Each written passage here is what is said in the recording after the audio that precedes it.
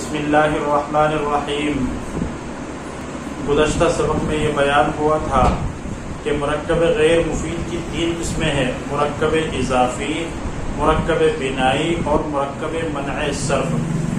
مرکب منع صرف کے بارے میں ایک فائدہ اور یاد رکھ لیجئے کہ جتنے بھی نام ہوتے ہیں اگر وہ نام مفرد ہیں اور ان کے شروع میں محمد لگا دیا جائے تو وہ نام مرکب منع صرف بن جاتے ہیں۔ جیسے زیدن، یہ منصرف ہے، اس پر دو پیش کی تنوین آ رہی ہے، لیکن اگر اس کے شروع میں محمد لگا دیا جائے اور کہیں محمد زید تو عربی میں یہ مرکب منع صرف بن جائے گا۔ اعراب پڑھنا ہو تو پڑھیں گے محمد زید، پہلا جز مبنی پر فتح رہے گا اور دوسرا جز معرب غیر منصرف رہے گا۔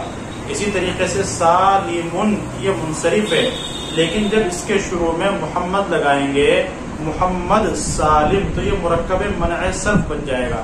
چنانچہ آپ کہیں گے محمد سالم۔ تو ناموں کے شروع میں اگر محمد لگا دیا جائے یا کسی بھی دو نام کو ایک کر لیا جائے تو ان دو نام کو ایک کرنے کی صورت میں وہ دونوں کے دونوں مل کر مرکب منع صرف کہلائیں گے۔ چلیے، مرکب غیر مفید کی صاحب کتاب نے یہ تین قسمیں بیان فرمائی ہیں: مرکب اضافی، مرکب بنائی اور مرکب منع صرف۔ لیکن ایک چوتھی قسم ہے جو بہت زیادہ استعمال ہوتی ہے۔ مرکب غیر مفید کی تو اور بھی بہت ساری قسمیں ہیں لیکن جو کثیر الاستعمال ہیں وہ چار ہیں، جن میں سے تین کو صاحب نحو میر رحمۃ اللہ علیہ نے ذکر فرمایا ہے اور ایک کو ہم آپ کے سامنے ذکر کر رہے ہیں۔ تو مرکب غیر مفید کی چوتھی قسم ہے مرکب توصیفی۔ مرکب توصیفی وہ مرکب غیر مفید ہے جو دو اسموں سے مل کر بنے اور دوسرا اسم پہلے اسم کی یا اس کے متعلق کی حالت بیان کرے۔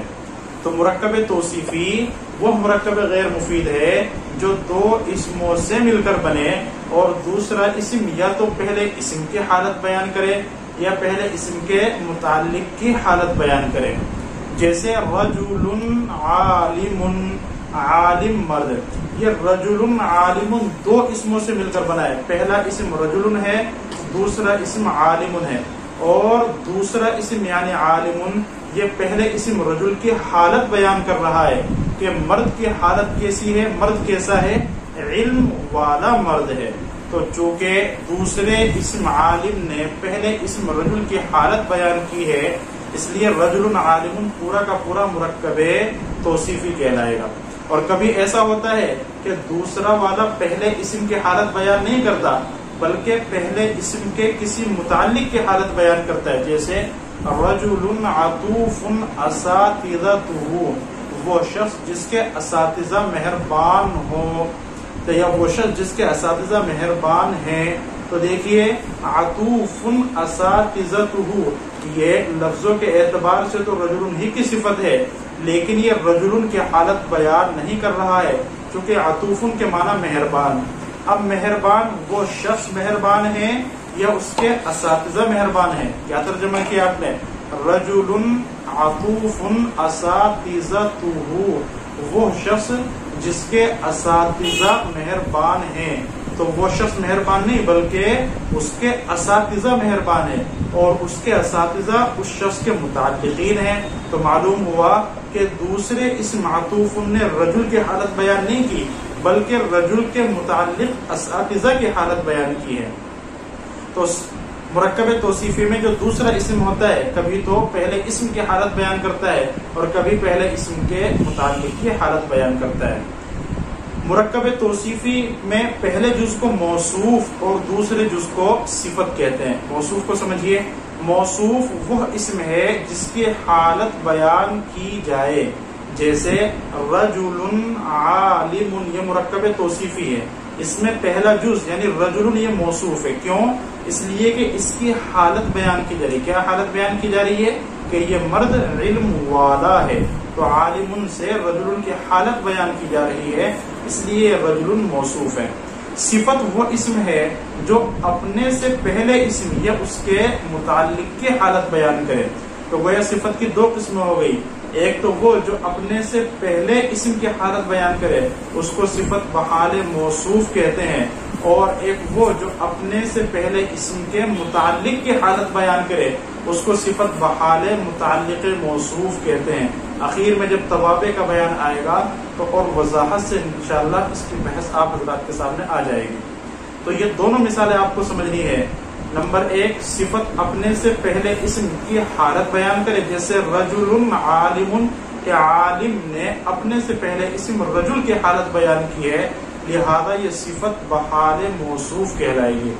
یا صفت اپنے سے پہلے اسم کی حالت بیان نہ کرے بلکہ اپنے سے پہلے جو اسم ہے اس کا جو متعلق ہے اس کی حالت بیان کرے، جیسے رجل عطوف اساتذتہ، تو وہ شخص جس کے اساتذہ مہربان ہیں۔ تو دیکھیے رجل یہ پہلے نمبر پر ہے، عطوف نے اپنے سے پہلے جو رجل ہے اس کی حالت بیان نہیں کی بلکہ اس رجل کا جو متعلق ہے اساتذہ اس کی حالت بیان کی ہے، لہذا یہ صفت بحال متعلق موصوف کہلائے گی۔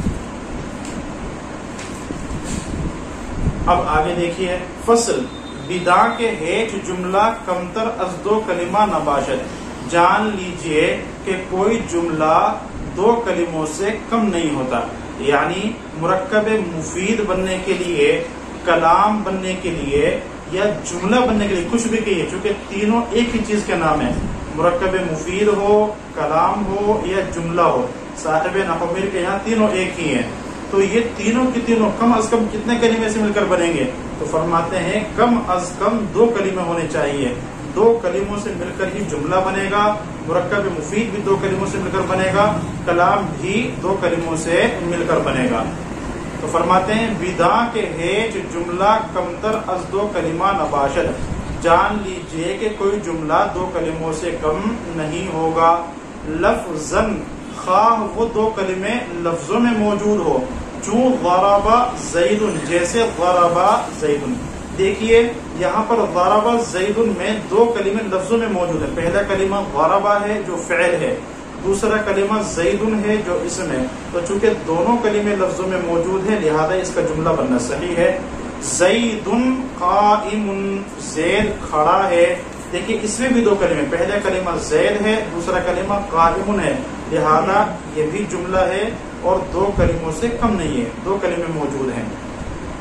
تو جملہ کم از کم دو کلموں سے مل کر بنتا ہے، خواہ وہ دونوں کلمے لفظوں میں موجود ہو، جیسے ضرب زید اور زید قائم، ان دونوں مثالوں میں دو کلمے۔ دو مثالیں اس لیے پیش کی کہ پہلی مثال میں ایک فعل اور ایک اسم سے مل کر جملہ بنا ہے، اور دوسری مثال میں دو اسم سے مل کر جملہ بنا ہے۔ جملے کی یہ دو ہی صورتیں ہیں، یا تو دو اسموں سے مل کر جملہ بنے گا یا ایک فعل اور ایک اسم سے مل کر جملہ بنے گا، اس کے علاوہ تیسری کوئی صورت جملہ بننے کی نہیں ہوتی ہے۔ یا تقدیراً، یا وہ دونوں کلمے تقدیر یعنی پوشیدہ طور پر ہو، لفظوں میں موجود نہ ہو بلکہ ان کو پوشیدہ مانا گیا ہو، یا ایک موجود ہو اور ایک کو پوشیدہ مانا گیا ہو، چون اضرب، جیسے اضرب، تو دیکھو لفظوں میں تو ایک ہی کلمہ ہے اضرب، لیکن یہاں پر دوسرا کلمہ بھی موجود ہے جو اگرچہ لفظوں میں نہیں ہے لیکن پوشیدہ مانا گیا، وہ کیا ہے؟ انتا، کہ اضرب یہ واحد مذکر حاضر کا صیغہ ہے، اور فعل امر کا واحد مذکر حاضر کا صیغہ جہاں بھی آئے گا اس میں آپ انتا پوشیدہ مانیں گے۔ اضرب کہ انتا درو مستتر، اضرب کے انتا اس میں پوشیدہ ہے۔ وعظیم بیشتر باشد، اور اس سے زیادہ بھی، کیا مطلب؟ کہ جملہ کم از کم دو کلموں سے مل کر بنتا ہے، خواہ وہ دونوں کلمے لفظوں میں موجود ہوں یا ان میں سے کوئی ایک مقدر ہو اور ایک لفظ میں موجود ہو، اور دو کلموں سے زیادہ بھی مل کر بنتا ہے، زیادہ کی کوئی حد نہیں ہے۔ اور بیشتر حد نیست، اور زیادہ کی کوئی حد نہیں، جیسے الحمدللہ رب العالمین الرحمن الرحیم مالک یوم الدین، یہ یہاں تک جا کے ایک جملہ بنا ہے جس میں بہت سے کلمات موجود ہیں۔ بدا کے، اب ایک مرتبہ ترجمہ دیکھ لیجئے پہلے، یہ تو تشریح ہو گئی۔ فصل، بدا کے ہیچ جملہ کمتر از دو کلمہ نباشد، جان لیجئے کہ کوئی جملہ دو کلموں سے کم نہیں ہوتا، لفظاً خواہ وہ دو کلمے لفظوں میں موجود ہو، جیسے ضرب زید اور زید قائم، یا پوشیدہ ہو جیسے اضرب کہ انتا اس میں پوشیدہ ہے اور اس سے زیادہ بھی ہوتا ہے، یعنی اور اس سے زیادہ سے مل کر بھی بنتا ہے، یعنی دو کلموں سے زیادہ سے مل کر بھی بنتا ہے، وبیشتر اور زیادہ کی کوئی حد نہیں ہے۔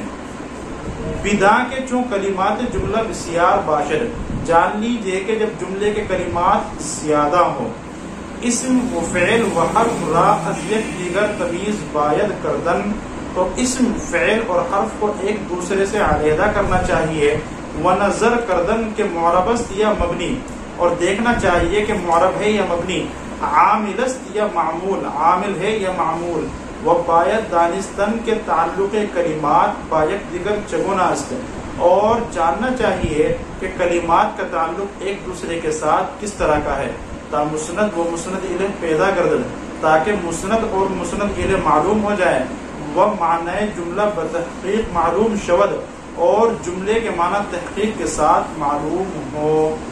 کہنے کا مقصد اور حاصل یہی ہے کہ جب کوئی لمبا جملہ آپ حضرات کے سامنے آئے تو اس کی تحقیق کس طرح کرنی ہے، تو اس میں سے پہلے آپ اس کی تحلیل کریں، اجزاء کو الگ الگ کر دیں، اجزاء کو الگ الگ کرنے کے بعد دیکھیں کون سا اسم ہے، کون فعل ہے، کون حرف ہے۔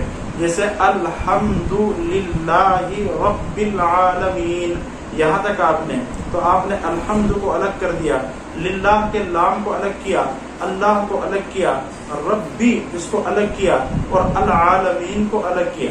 اب سب کے بارے میں الگ الگ غور کریں کہ الحمد یہ اسم ہے، للہ میں لام یہ حرف جر ہے، اللہ یہ بھی اسم ہے، رب یہ بھی اسم ہے، عالمین یہ بھی اسم ہے، مثال کے طور پر۔ تو جو جملہ بھی آپ حضرات کے سامنے آئے اس کے اجزاء اس طریقے سے علیحدہ علیحدہ کریں، اور پھر ہر جز کے بارے میں یہ فیصلہ کریں، تو انشاءاللہ بہت جلد ایسا ہوگا کہ آپ کو پھر الگ اجزاء کرنے کی ضرورت نہیں پڑے گی، وہ جملہ دیکھتے ہی فوراً آپ حضرات کا ذہن پہنچ جائے گا کہ کون اسم ہے، کون فعل ہے اور کون حرف ہے۔